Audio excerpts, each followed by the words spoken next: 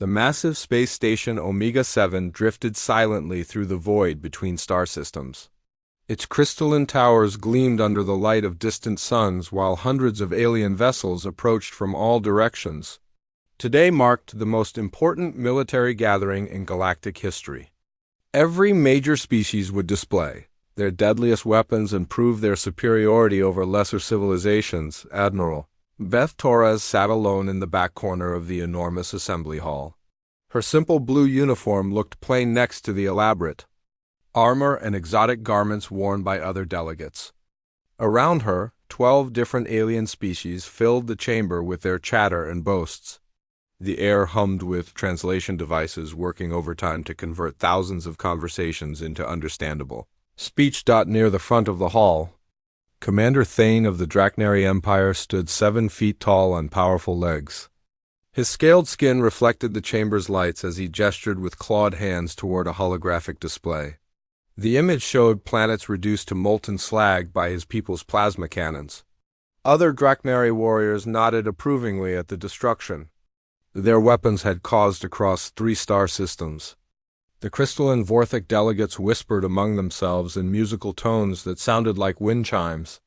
Their transparent bodies pulsed with inner light as they discussed ships that could phase through solid matter and attack from parallel dimensions.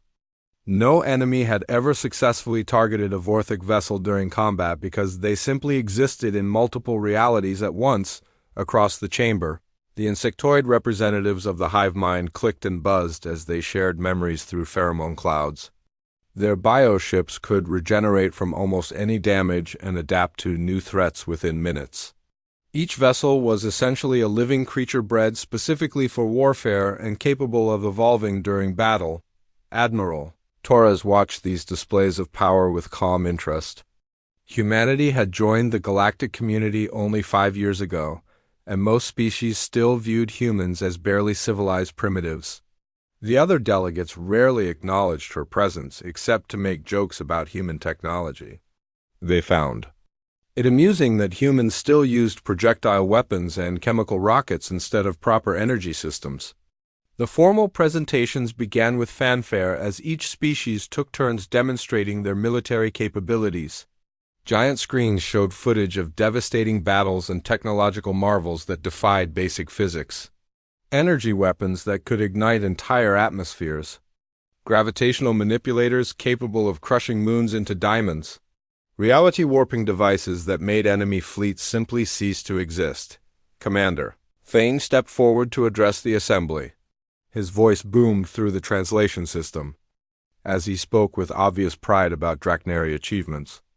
Our plasma technology represents the pinnacle of destructive capability. We have tested these weapons against every known form of armor and shielding. Nothing in the galaxy can withstand a concentrated Draknari assault. Our enemies burn before they can even return fire. The crowd murmured appreciatively as holographic displays showed Draknari dreadnoughts melting through massive fortress stations like hot knives through butter. The plasma streams reached temperatures comparable to stellar cores and could maintain coherence across vast distances. Several smaller species had already surrendered to the Draknari Empire. Rather than face such overwhelming firepower, the Vorthak representative glided forward on legs that seemed to exist in multiple dimensions simultaneously. When it spoke, the words seemed to come from everywhere at once. Phase technology allows complete immunity to conventional attacks. Our vessels exist partially outside normal spacetime, making physical contact impossible while maintaining full offensive capability. We have never lost a single ship to enemy action. More displays showed Vorthak vessels appearing inside enemy formations without warning, unleashing devastating attacks and vanishing before retaliation could occur. Their weapons fired exotic particles that ignored shields and armor by attacking targets from dimensions where such defenses simply did not exist. The Hivemind speaker stepped forward, its compound eyes reflecting the chamber's lights like 1,000 tiny mirrors. Biological warfare represents the ultimate evolution of military technology. Our ships learn from every engagement and adapt accordingly. Damage makes them stronger. Defeat teaches them victory. We are no longer bound by the limitations of manufactured technology. The screens filled with images of bioships reshaping themselves during combat, growing new weapons to counter enemy tactics and reproducing rapidly to replace losses. What started as individual vessels could become entire fleets within hours if provided with sufficient raw materials from destroyed enemy ships, one by one. Each species presented their most advanced military capabilities. Force fields that could deflect entire asteroid belts. Weapons that fired miniature black holes. Ships powered by controlled singularities that could accelerate to impossible speeds. Technology that seemed more like magic than science to anyone who did not understand the underlying principles. Admiral Torres listened to each presentation with polite attention but said nothing. The other delegates had stopped paying attention to the human representative entirely. Most assumed she was taking notes to report back to her superiors about how outclassed humanity truly was in galactic warfare. When the formal presentations concluded, Commander Thane looked directly at Admiral Torres for the first time. His expression showed a mixture of amusement and condescension as he addressed her publicly. "Human delegate, your species has remained notably silent during our discussions. Does humanity have anything to contribute to this gathering, or are you here merely to observe your betters?" The chamber fell quiet as hundreds of alien eyes turned toward the lone human representative. Some delegates made sounds that the translation system identified as laughter. Others whispered among themselves about the audacity of primitive species believing they belonged. Among advanced civilizations, Admiral Torres stood slowly and smoothed her simple uniform. When she spoke, her voice carried clearly through the chamber without need for amplification. Humanity requests permission to participate in the practical demonstration phase of this exhibition. We would like to show our weapons alongside yours. The laughter that erupted from the assembly was immediate and overwhelming. Several species made gestures that required no translation to understand their meaning. The idea that humans could compete with civilizations that had mastered the fundamental forces of reality seemed absurd beyond consideration. Commander Thane raised one clawed hand to restore order, though his own amusement was obvious. "Human delegate, this exhibition is intended for actual military powers, not species still using chemical propulsion and metal projectiles. Perhaps your time would be better spent observing and learning from more advanced civilizations." Admiral Torres remained standing as the laughter gradually subsided. Her expression never changed from calm professionalism, even as aliens around her continued making jokes about human technology. When the chamber finally became quiet enough for her to speak again, she said simply, "We understand the risks and accept full responsibility for any embarrassment our demonstration might cause. Humanity requests only the same opportunity granted to every other species present." The request put the assembly in an awkward position. Denying participation to any Galactic Council member would violate the exhibition's founding principles of equality and mutual respect. Several delegates objected on practical grounds, arguing that human weapons might malfunction and endanger the testing area. After brief consultation among the senior delegates, Commander Thane announced the decision. "Very well, human representative. Your species will be granted demonstration time following the conclusion of all serious presentations. We trust you. Understand that this courtesy extends only to council members and should not be mistaken for recognition of actual military capability."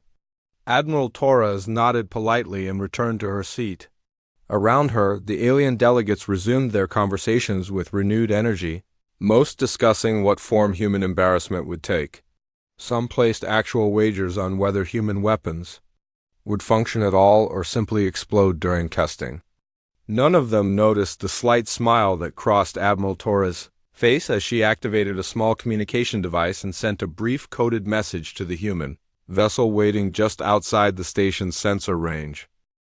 The testing ground stretched across empty space like a graveyard of ancient battles.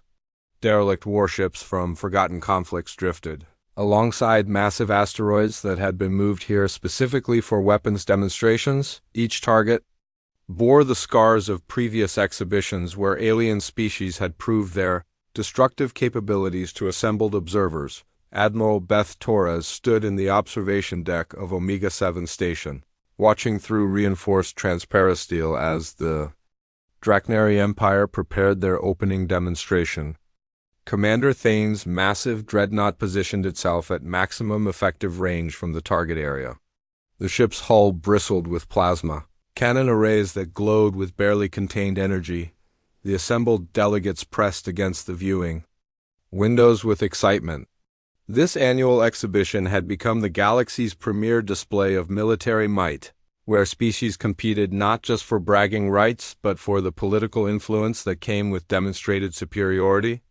Victory here often translated to favorable trade agreements and territorial concessions. Throughout Council space, Commander Thane's voice echoed through the observation deck as he addressed the audience.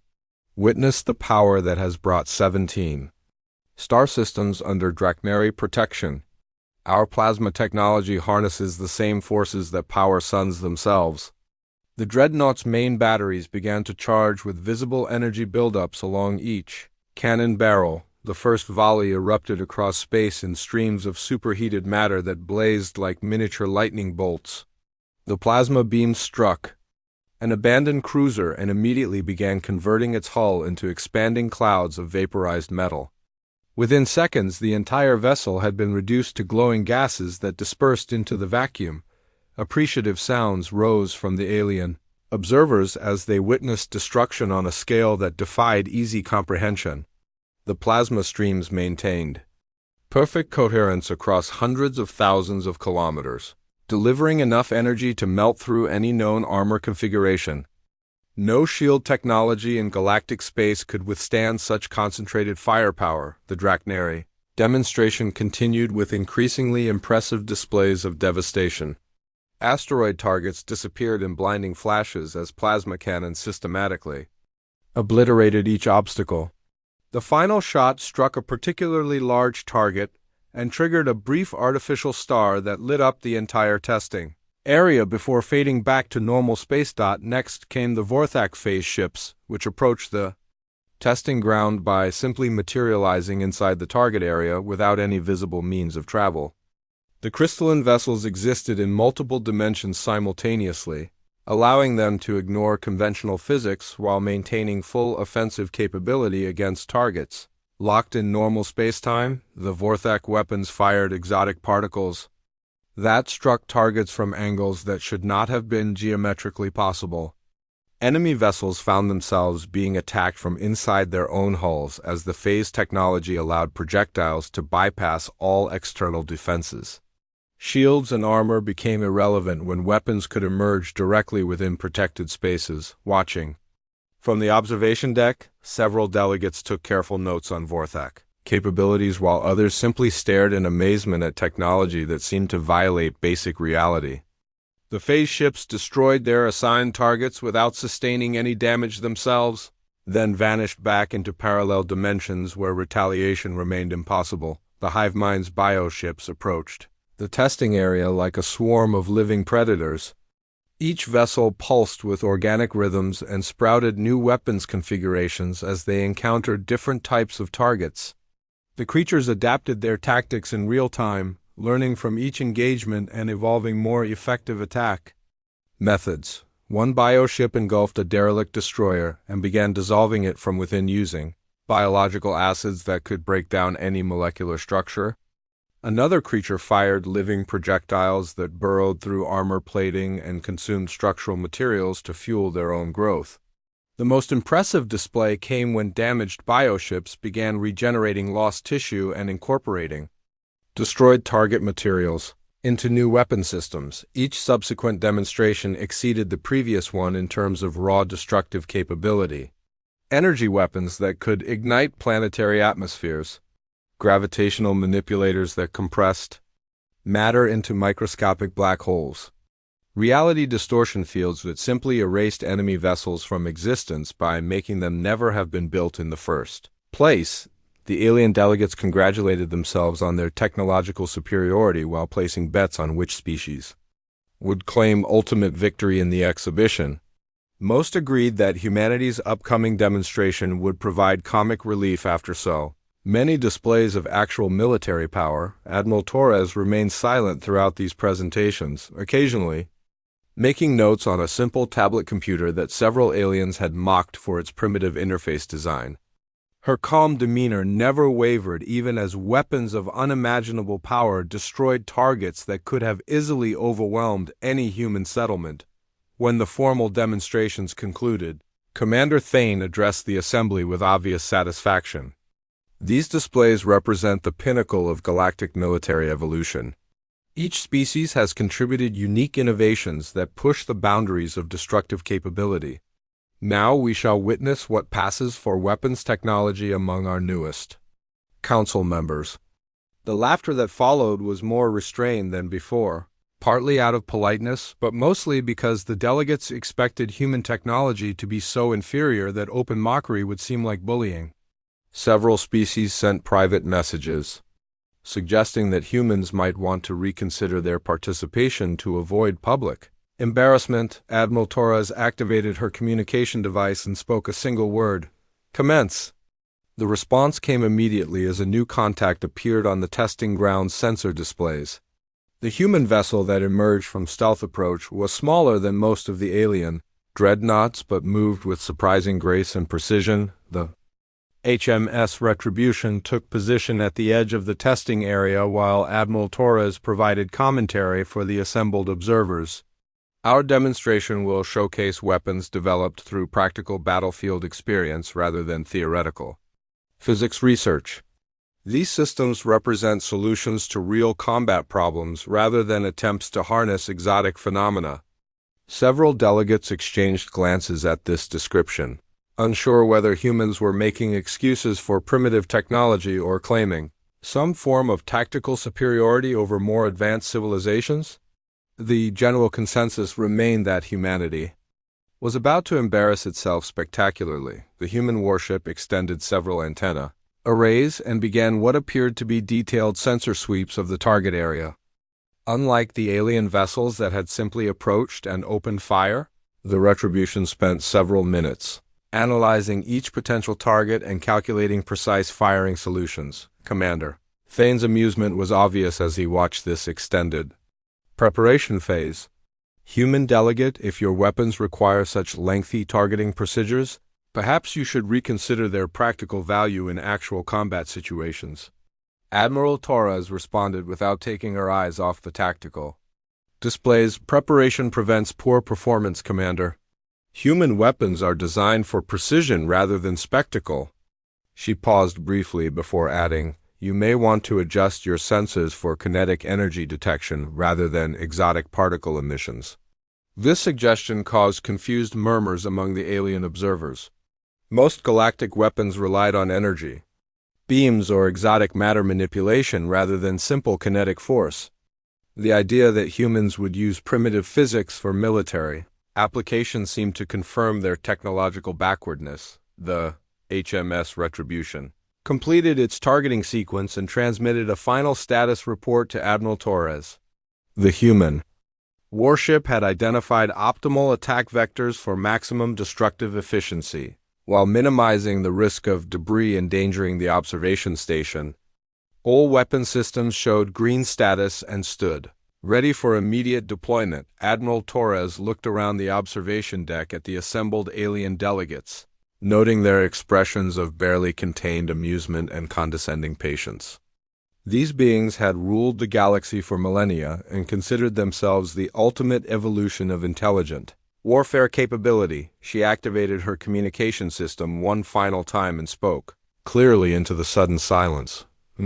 Retribution. You are cleared to engage all targets.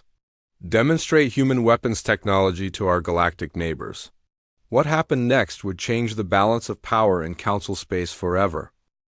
The first indication something extraordinary was happening came from the sensor arrays themselves. Every detection system on Omega-7 stations suddenly screamed warnings about massive kinetic energy buildups aboard the human vessel. The readings were so extreme that several alien technicians assumed their equipment was malfunctioning and began running diagnostic checks. Admiral Beth Torres watched the confusion spread through the observation deck as aliens struggled to understand what Their sensors were detecting. Unlike the exotic energy signatures produced by plasma cannons or phase weapons, the retribution was generating readings that corresponded to simple physics accelerated to impossible extremes. The human warship opened fire without fanfare or visible energy discharge. There were no brilliant plasma streams or reality-distorting effects. Instead, the Retribution's railgun systems launched projectiles at velocities that approached significant fractions of light speed. The tungsten penetrators moved so fast that they appeared as brief flashes of light rather than physical objects. The first target, a derelict battlecruiser that had survived multiple alien weapons demonstrations, simply ceased to exist. The kinetic impact released more energy than a small nuclear weapon, converting the entire vessel into an expanding cloud of superheated plasma. And there was no gradual destruction or dramatic dissolution. One moment the ship existed, the next it had become a brief star that outshone the distant suns. The observation deck fell completely silent as alien minds struggled to process what they had witnessed. The readings from their sensors indicated that humans had somehow weaponized velocity itself, turning simple matter into devastation that exceeded anything achieved through exotic technology. The physics were elegant in their simplicity and terrifying in their implications. Commander Thane's clawed hands pressed against the viewing window as he stared at the expanding debris field, where a heavily armored warship had existed moments before. What kind of weapon produces such kinetic energy without exotic matter manipulation? His voice carried a note of genuine concern rather than his earlier condescension. Admiral Torres consulted her tactical display before responding. Magnetic acceleration systems, Commander. We call them railguns. The projectiles are simple tungsten rods accelerated to relativistic velocities through electromagnetic fields. No exotic matter required, just the application of basic physics taken to their logical extreme. The second volley targeted an asteroid approximately the size of a small moon. The tungsten penetrators struck with such force that they triggered nuclear fusion reactions within the target's core. The asteroid briefly became a miniature star before exploding outward in a sphere of superheated gas and molten rock. The shockwave reached the observation station several minutes later as a gentle vibration. Through the deck plates, the Vorthek representative moved closer to the viewing window, its crystalline form pulsing with agitated light patterns. Such weapons should be impossible to construct using conventional technology. The energy requirements alone would exceed the output of most stellar cores. Admiral Torres nodded approvingly at the observation. You're correct about the energy requirements. Human engineering focuses on efficiency rather than raw power generation. Our magnetic acceleration systems store energy over extended periods and release it in controlled bursts. The key is not generating more power, but using it more effectively. The third demonstration targeted multiple smaller objects simultaneously. The MS Retribution's point defense systems engaged what appeared to be a swarm of simulated enemy fighters. Each defensive turret fired thousands of smaller projectiles that moved at velocities too high for conventional sensors to track effectively. Every simulated target disappeared in brilliant flashes as kinetic interceptors found their marks. The defensive barrage lasted only seconds, but eliminated dozens of potential threats across hundreds of thousands of cubic kilometers of space. No energy shields or evasive maneuvers could protect against projectiles that moved faster than most alien weapons could traverse their firing arcs. The insectoid hive mind delegate clicked and buzzed urgently as its compound eyes tracked the impossible display of precision and destruction. Such accuracy at relativistic velocities should be impossible.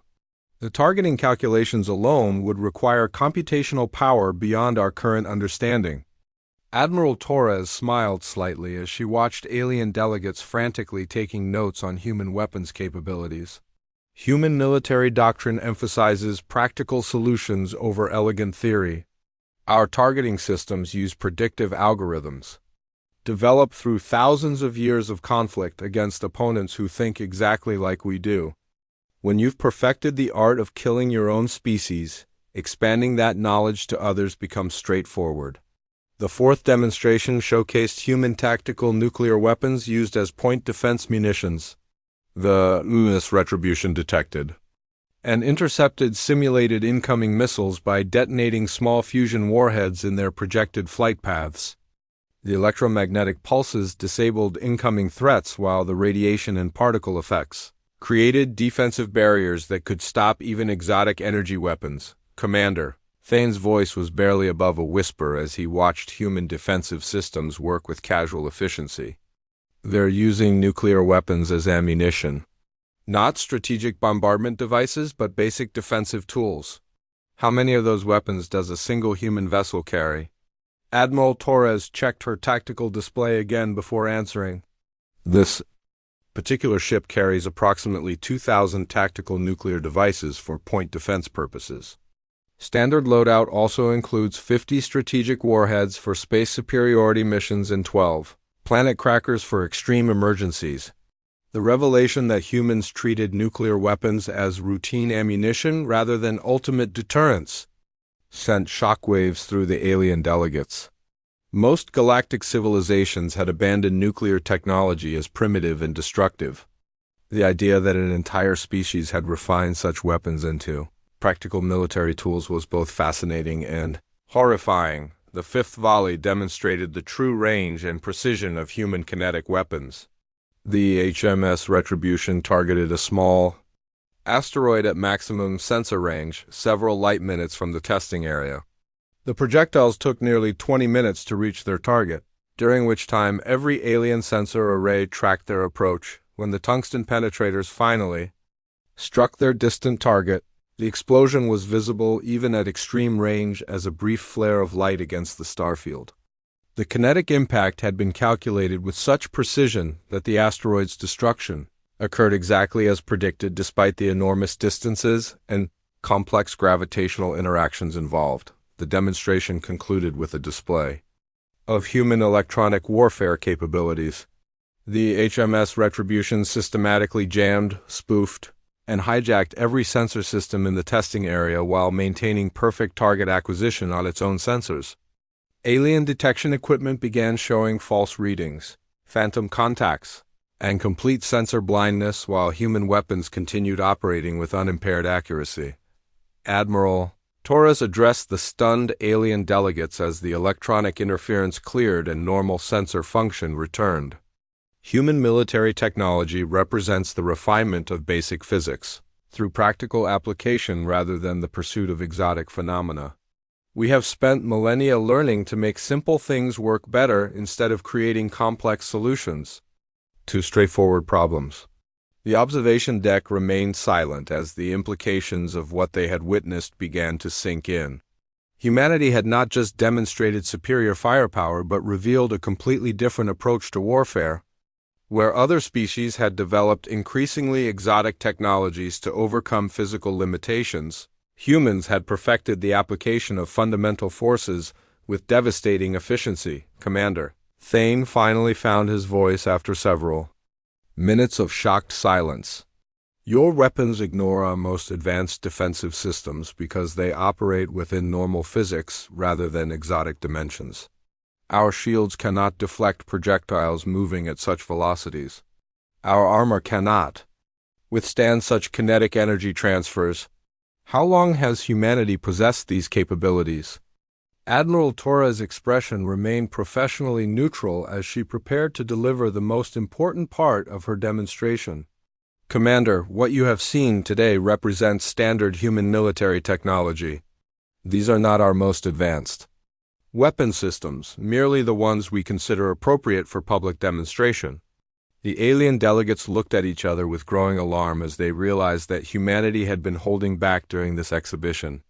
If these devastating weapons represented basic human technology, what capabilities were they keeping in reserve? The balance of power in galactic space had just shifted dramatically, and none of them were certain what it meant for the future of interstellar relations. The HMS Retribution began powering down its weapon systems and withdrawing from the testing area, leaving behind only expanding clouds of vaporized targets and a group of alien representatives who would never again underestimate the species they had dismissed as primitive, newcomers to galactic civilization. Emergency meetings erupted across Omega 7 Station as alien delegates struggled to comprehend the implications of what they had witnessed. The carefully maintained hierarchy of galactic military power had been shattered in less than an hour by a species that most council members had considered barely above primitive hunter-gatherers. Merle, Beth Torres found herself surrounded by increasingly agitated alien representatives demanding explanations for human weapons capabilities. The questions came in rapid succession through translation devices, working overtime to convert panic into understandable speech. How long had humanity possessed such technology? Why had they concealed their true military strength? What other weapon systems were they hiding from galactic oversight? Commander Thane paced the length of the observation deck, his clawed feet clicking against the deck plating with each step. The Draknari Empire had built its reputation on overwhelming firepower that could reduce enemy civilizations to molten slag within hours. Now he faced the reality that human kinetic weapons could achieve similar destruction through simple physics rather than exotic plasma generation. The crystalline, Vorthek delegate approached Admiral Torres with movements that seemed to bend space around its translucent form. When it spoke, the words carried harmonics that made nearby aliens unconsciously step backward. Human representative, your species has violated the fundamental principles of technological evolution. Advanced civilizations transcend primitive physics through exotic matter manipulation. How did humanity achieve such destructive capability without abandoning basic kinetic systems?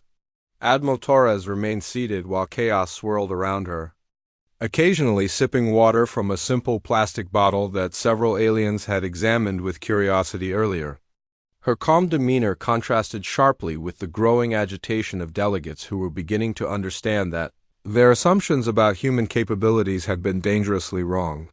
The answer to your question lies in the difference between theoretical advancement and practical application, she replied after setting down her water bottle. Galactic civilizations appear to have pursued complexity for its own sake rather than refining simple solutions to maximum efficiency. Humans took a different approach to technological development. The insectoid hive mind representative buzzed urgently, while pheromone clouds carried chemical messages that made other delegates unconsciously move away from the discussion area. Its compound eyes reflected the observation deck's lighting like thousands of tiny mirrors as it processed the implications of human military doctrine.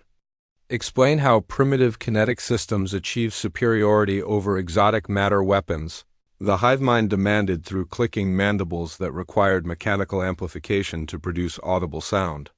Our bioships regenerate from plasma damage and adapt to energy-based attacks.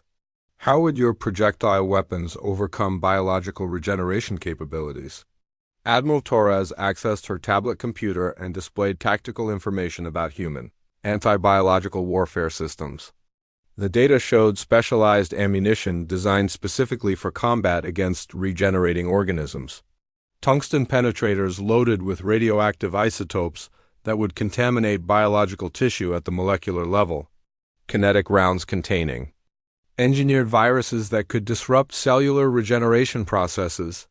Projectiles filled with self-replicating nanomachines programmed to consume organic matter.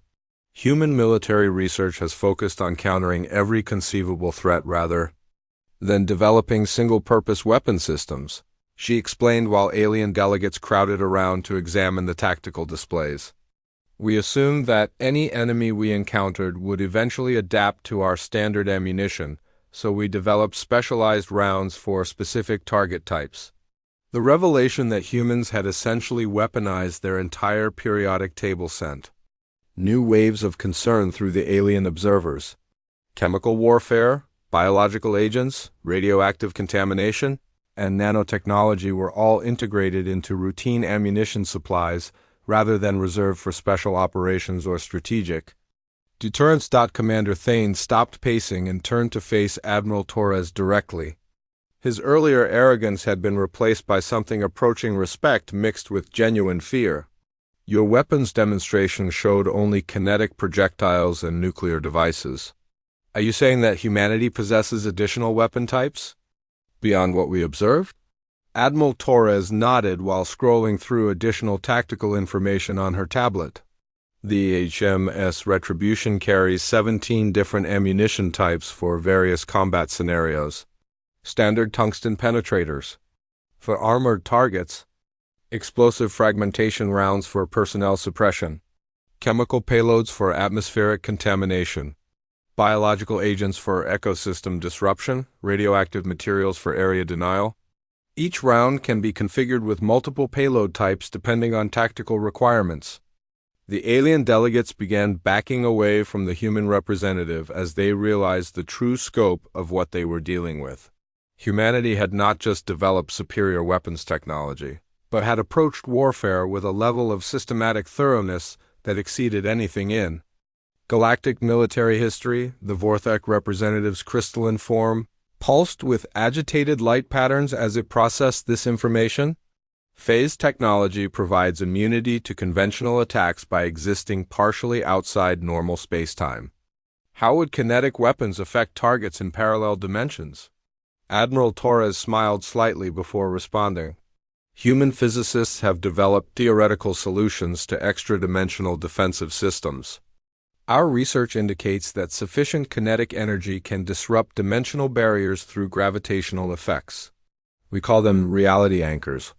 Projectiles moving at near-light speeds generate localized spacetime distortions that force phase-shifted targets back into normal dimensions. This revelation caused an immediate uproar among the Vorthek delegates as they realized their primary defensive advantage had been neutralized by human engineering. The physics were sound even if the implementation remained theoretical. Humanity had identified weaknesses in galactic defensive systems that no other species had even considered exploring. Commander, Thane's voice carried a note of desperate curiosity as he asked the question that was troubling every alien delegate. Why did humanity develop such comprehensive weapon systems? What enemies drove your species to create such devastating military capabilities? Admiral Torres set down her tablet and looked around the observation deck at the assembled alien representatives. These beings ruled star systems and commanded technologies that seemed like magic to most civilizations. Yet none of them had faced the crucible that had forged humanity into the galaxy's most efficient killers. Humans developed these weapons fighting other humans, she said quietly. For thousands of years we waged war against opponents who thought exactly like we did, who could predict our tactics and counter our strategies because they shared our psychology and reasoning patterns. Every conflict taught us that our enemies would learn from our methods and develop countermeasures. The implications of this statement sent chills through the alien delegates as they began to understand what humanity represented. These were not beings who had occasionally fought neighboring species over resources or territory. Humans had evolved as a species in an environment of constant warfare against enemies who possessed identical intelligence and creativity. Each human war drove innovation because failure meant extinction, Admiral Torres continued. We learned to make weapons that could not be easily countered because our survival depended on maintaining technological superiority over opponents who understood our capabilities better than we did ourselves. When you fight enemies who share your strengths and weaknesses, efficiency becomes everything. The observation deck fell silent as alien minds struggled to process this information. Most galactic civilizations had achieved interstellar travel through cooperation and peaceful development. The idea that an entire species had been forged in the crucible of constant warfare against themselves was both fascinating and terrifying. Commander Thane finally spoke into the silence, his voice barely above a whisper. How many wars has humanity fought against itself? Admiral Torres consulted her tablet briefly before responding. Human military historians have catalogued approximately 14,000 significant armed conflicts in recorded history. This number includes only wars involving organized military forces and excludes smaller skirmishes, civil unrest, and individual acts of violence. The sheer scale of human conflict experience left the alien delegates speechless. Most galactic civilizations had fought fewer than a dozen wars in their entire evolutionary history. Humanity had compressed millennia of military innovation into a species-wide learning experience that had produced the most dangerous military force in known space, the HMS. Retribution completed its withdrawal from the testing area and transmitted a final status report to Admiral Torres. All weapon systems had performed within expected parameters. No ammunition had been wasted during the demonstration. The human vessels stood ready for immediate redeployment if additional tactical situations required their attention. As the immediate shock of the weapons demonstration began to fade, the alien delegates started asking more pointed questions about human intentions and long-term goals in galactic politics. The balance of power had shifted dramatically, and none of them were certain what humanity planned to do with their newfound influence. The security briefing that followed lasted 18 hours and changed the fundamental structure of galactic politics forever. Admiral Beth Torres sat at the center of a circular chamber while representatives from 12 major civilizations peppered her with questions about human military capabilities, strategic intentions, and long-term goals for interstellar relations. Commander Thane had abandoned his earlier arrogance entirely and now approached the discussion with the careful respect typically reserved for natural disasters or stellar phenomena. The Draknari Empire's military doctrine would require complete revision in light of human weapons technology. Plasma cannons that had dominated galactic warfare for centuries were suddenly obsolete against opponents who could strike from outside energy weapon range. Human representative, he began carefully. The Draknari Empire wishes to understand the scope of human military preparedness. How many vessels like the HMS Retribution does humanity currently maintain? The question carried implications that worried every alien delegate present. If humans possessed fleets of such vessels, the existing balance of power was not just shifted but completely overthrown. Admiral Torres consulted her tablet before responding with information that had been cleared for public release by Human Military Command. Humanity currently maintains approximately 1,200 frontline combat vessels, equipped with standard kinetic weapons systems. This number includes destroyers, cruisers, battleships, and specialized support craft. Additionally, we operate several thousand smaller vessels for patrol, reconnaissance, and rapid response missions. The numbers sent shock waves through the assembled delegates as they performed rapid calculations about comparative fleet strengths. Most galactic civilizations considered themselves militarily significant with fewer than 100 advanced warships. Humanity had revealed a fleet that could potentially engage the combined naval forces of the entire Galactic Council simultaneously. The crystalline Vorthak representative pulsed with agitated light patterns as it processed this information. 1,200 vessels represents a military force capable of conquering significant portions of Council space. What territorial ambitions drive humanity to maintain such extensive naval capabilities? Admiral Torres set down her tablet and leaned back in her chair with an expression that several aliens found difficult to interpret through their translation systems. When she spoke, her voice carried undertones that made the universal translators struggle with emotional context. "You're asking the wrong question," she said quietly. "Humanity doesn't maintain military forces for conquest. We build weapons to ensure that warfare becomes so costly that our enemies choose peace instead.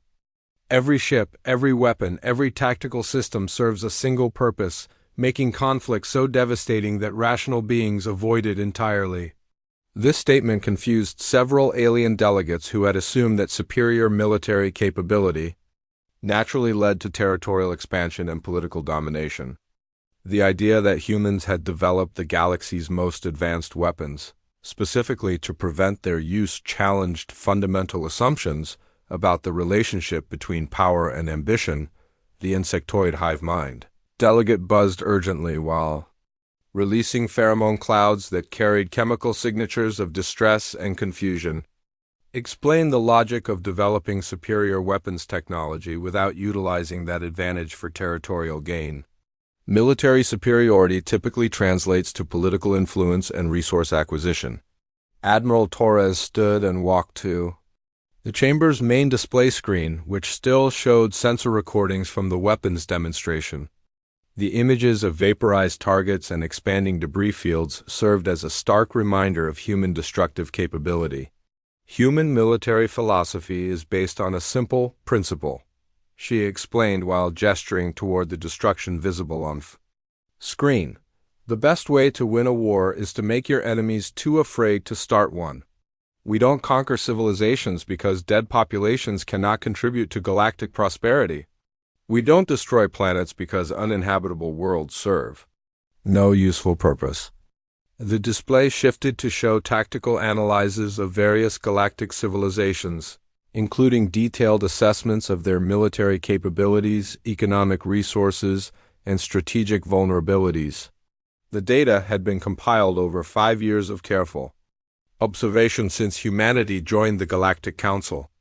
Every species present found themselves looking at comprehensive intelligence reports that revealed how thoroughly humans understood their strengths and weaknesses.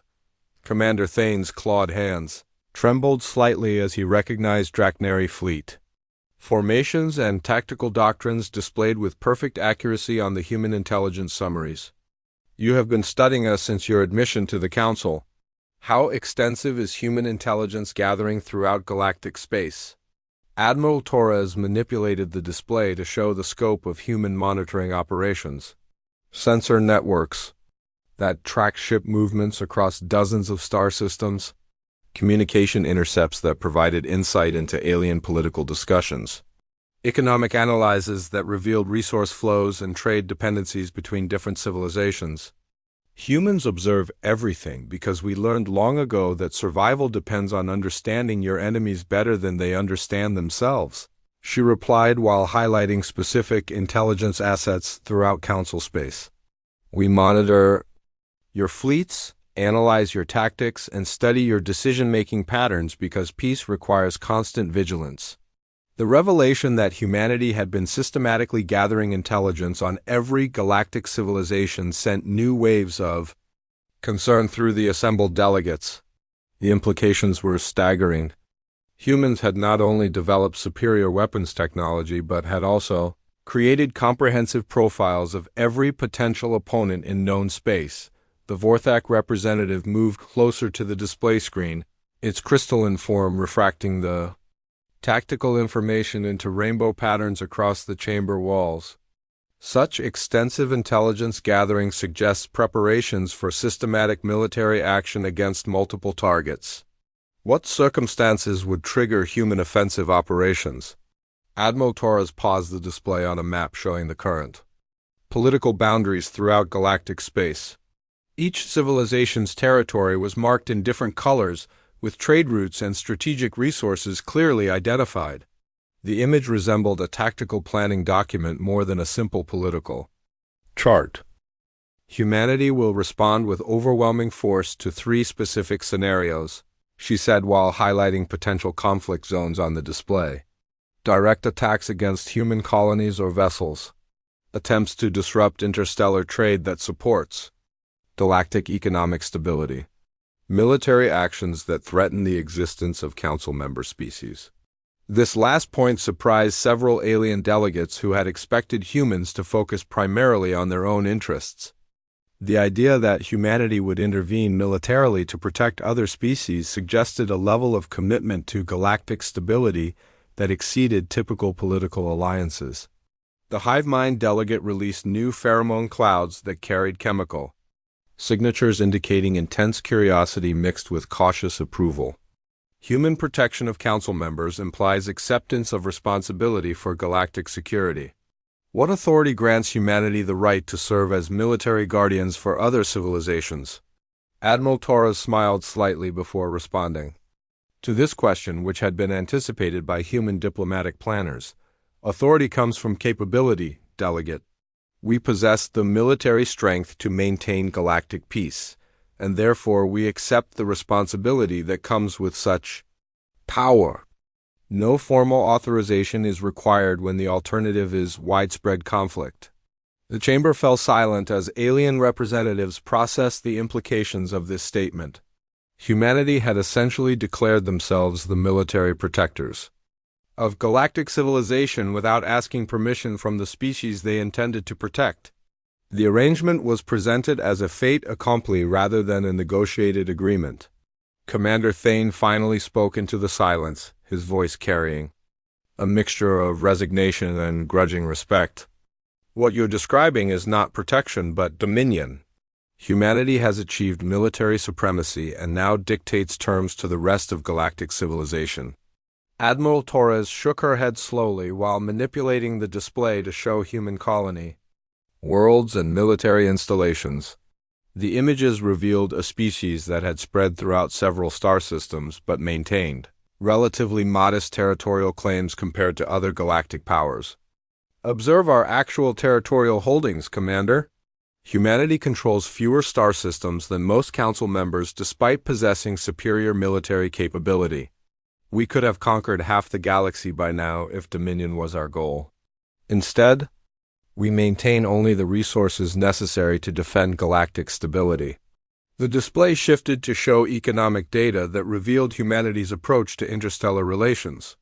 Rather than extracting tribute or demanding special privileges, humans had become major contributors to galactic trade and technological development.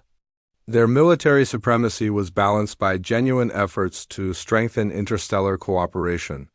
The alien delegates began to understand that humanity represented something unprecedented in galactic history. A species that had achieved overwhelming military superiority but chose to use that power for maintaining peace rather than advancing their own interests at the expense of others. The Vorthak representative's crystalline form pulsed with patterns that indicated deep contemplation mixed with cautious acceptance. Human military doctrine appears designed to create stability through deterrence rather than dominance through conquest. Such restraint is unusual among species capable of galactic domination. Admiral Torres returned to her seat and picked up her simple tablet computer, which now seemed far more significant to the alien observers who understood it represented access to the galaxy's most advanced military intelligence network. Restraint is not unusual when you understand the true cost of warfare, she replied while reviewing final diplomatic talking points on her device. Humans learn through bitter experience that victory in battle means nothing if it destroys everything worth protecting. We developed superior weapons not to conquer the galaxy, but to ensure that no one else could conquer it either. The briefing concluded with Admiral Torres providing each delegation with comprehensive information about human military capabilities, territorial boundaries, and rules of engagement for potential future conflicts. The document served as both diplomatic courtesy and implicit warning about the consequences of challenging galactic stability. As the alien representatives prepared to return to their home systems with news that would reshape interstellar politics, Commander Thane approached. Admiral Torres privately? Human representative, the Draknari Empire wishes to understand one final point. If humanity possesses such overwhelming military advantage, why maintain the pretense of council equality? Why not simply declare yourselves rulers of galactic space? Admiral Torres looked up from her tablet with an expression that combined patience with something that might have been pity. Because rulers must constantly fight to maintain their position, Commander. Protectors only fight when someone threatens what they're protecting. We learned long ago that the second option leads to much more peaceful sleep. The implications of this final statement followed the alien delegates back to their ships as they departed Omega-7 station. Humanity had not conquered the galaxy but had instead chosen the far more challenging task of preserving it. The species that had mastered warfare more completely than any other civilization in known space had decided that their greatest victory would be making war itself obsolete. The balance of power in galactic space had shifted permanently, but perhaps not in the way anyone had expected. Humanity's true weapon was not their kinetic projectiles or nuclear arsenals, but their understanding that real strength lay in never having to use superior firepower. The galaxy's newest members had become its most effective peacekeepers through the simple expedient of being too dangerous to challenge and too principled to abuse their advantage.